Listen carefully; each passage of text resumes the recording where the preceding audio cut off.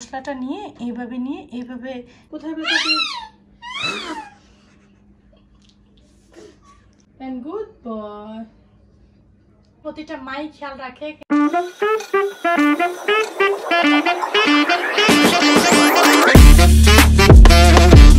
Hello everyone আসসালামু আলাইকুম this is Ira from Hiraj good love আশা করছি তোমরা সবাই ভালো আছো আল্লাহর রহমতে তোমাদের দোয়া আমি অনেক অনেক ভালো আছি সুন্দর একটি দিনে সুন্দর একটি ব্লগ আমি স্টার্ট করেছি তো আজকে ভালো আছি বাট মনটা খারাপ কারণ আমি আমার হাজবেন্ডের সাথে যেতে পারি নাই তোমরা হয়তো অবাক হচ্ছে যে আমি আমার হাজবেন্ডের সাথে কোথায় যেতে পারিনি অ্যাকচুয়ালি কি হয়েছে হাজবেন্ড কাল রাত 8টা বাজে তার বাস ছিল সে কাল চলে গিয়েছে কক্সবাজার মানে তোমরা বুঝতে পেরেছো সে আমাদেরকে রেখে চলে গিয়েছে কক্সবাজার যেতে পারিনি কারণ বাড়ি থেকে আসলাম রায়ান অসুস্থ হয়ে গিয়েছে তো রায়ানকে নিয়ে যাওয়াটা এখন পসিবল না দেন হাবিবারও পড়াশোনা আছে তাই আমরা ক্যান্সেল করেছি হাজবেন্ড যেহেতু হাজবেন্ডের মিটিংয়ের কাজে গিয়েছে তো বললাম তুমি যাও এখন যাব না আমরা নেক্সট টাইম যাব রায়ান আর একটু বড় হোক কারণ ওইখানে গিয়ে রায়ানকে রাখাটা পসিবল না তো এই তো ব্লগ স্টার্ট করে দিয়েছে আজকে তোমাদের সাথে শেয়ার করব হাজবেন্ড না থাকায় সারাদিন আমরা কি কি করি আমাদের দিনটা কেমন কাটে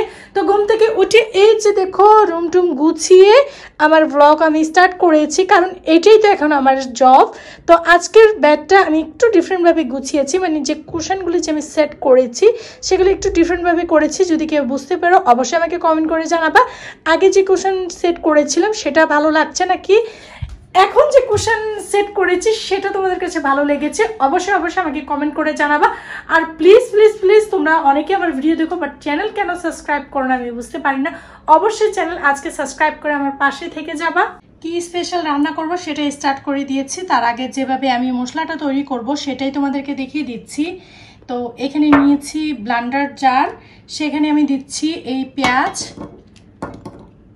দিয়েছি পেঁয়াজ এখন দিচ্ছি আদা দেন এখন দিচ্ছি রসুন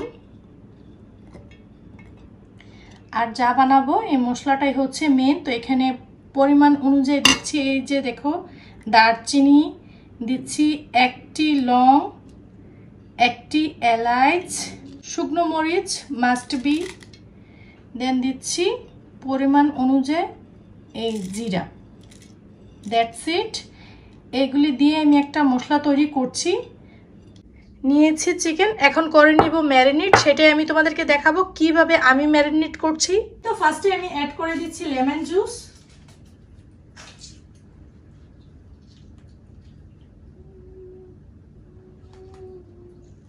এখন অ্যাড করে দিচ্ছি এই মশলাটি যেটা আমি তৈরি করেছি দেখিয়েছি অবশ্যই এই চিকেন ম্যারিনেটের জন্য এই মশলাটা তোমাদের তৈরি করতে হবে না হলে তোমরা টেস্ট পাবা না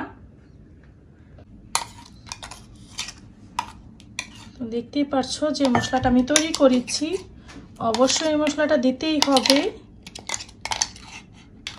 অ্যাড করে দিচ্ছি পরিমাণ অনুযায়ী লবণ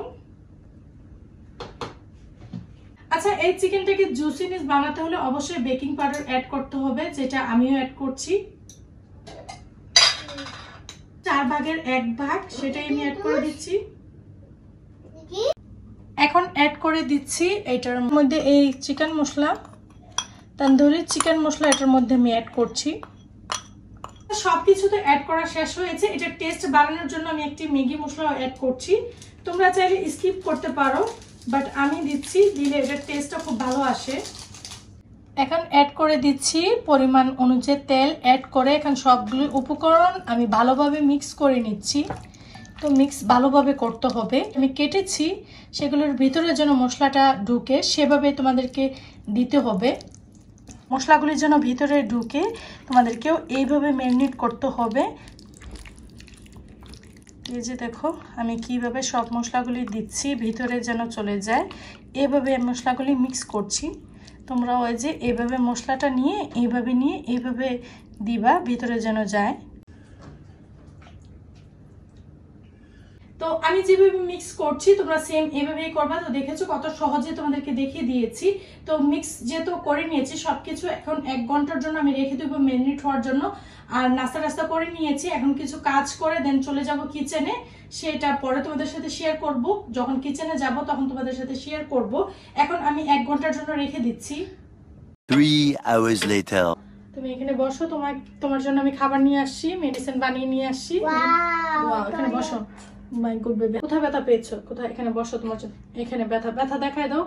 তো কি হয়েছে, হুট করে দুপুরে সে রায়ান ব্যথাটা পেয়েছে, তারপর তো খুবই তাড়াহুড়া করে রায়ানকে মেডিকেল নিয়ে গিয়েছি।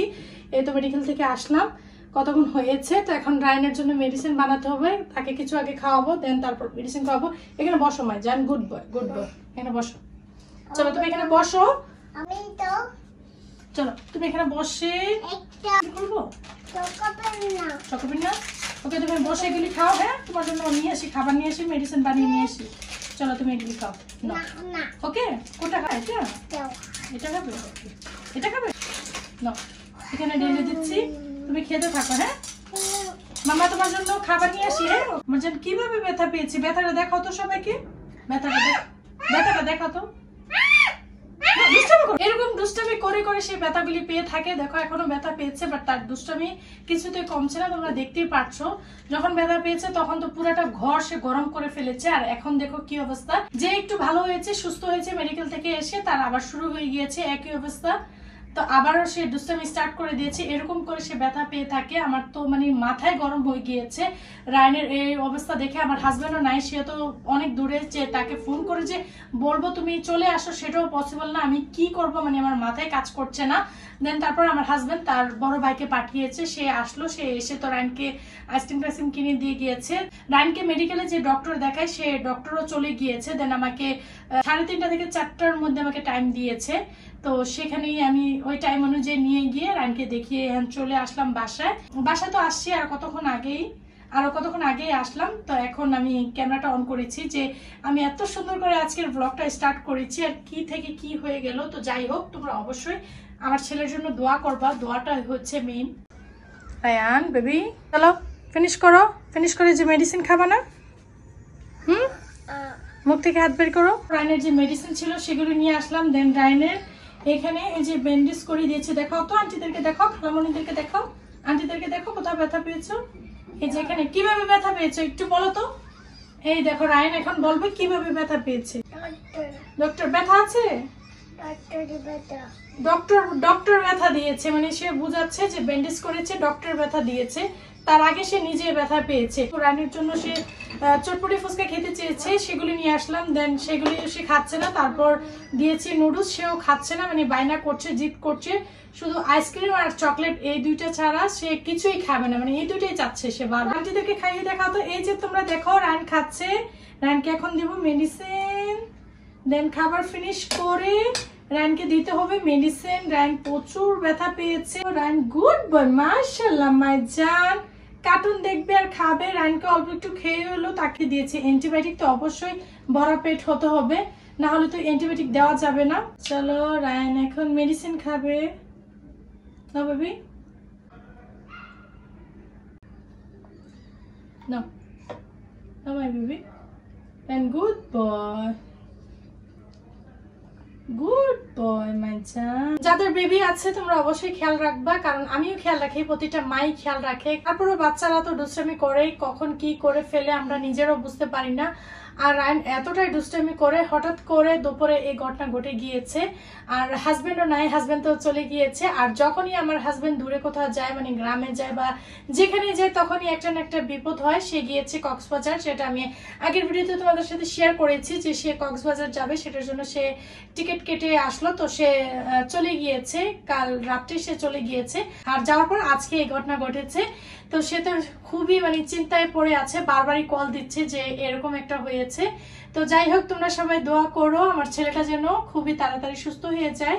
সবাইকে বলো আমার জন্য দোয়া করো, আমি যে সুস্থ হয়ে যাই। বলো আমি যেন সুস্থ হয়ে যাই, ব্যথা যেন ভালো হয়ে যায়। বলো ব্যথা যেন ভালো হয়ে যায়।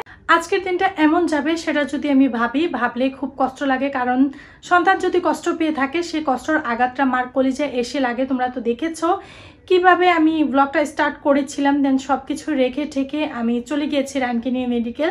তো যাই হোক, তোমাদের দোয়ায় এবং আল্লাহর রহমতে রায়ন এখন এতটা সুস্থ আছে, মাশাআল্লাহ। সে খেলাধুলা করছে। আর মেডিসিন খাইয়েছি, তারপর থেকে মোটামুটি ভালোই সুস্থ আছে। বাট একটু আমার কেয়ারটা বেশি করতে হচ্ছে, কারণ সে তো এটা সেটা ধরার পর তো সে ব্যথা আবার কান্নাকাটি শুরু হয়েছে।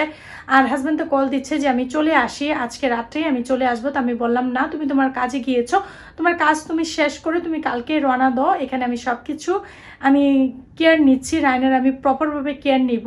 তো যাই হোক, আমার ছেলের জন্য তোমরা দোয়া করো। আজকের মতন তোমাদের কাছ থেকে আমি নিয়ে নিচ্ছি বিদায়। আল্লাহ হাফিজ, টেক কেয়ার, বাই বাই।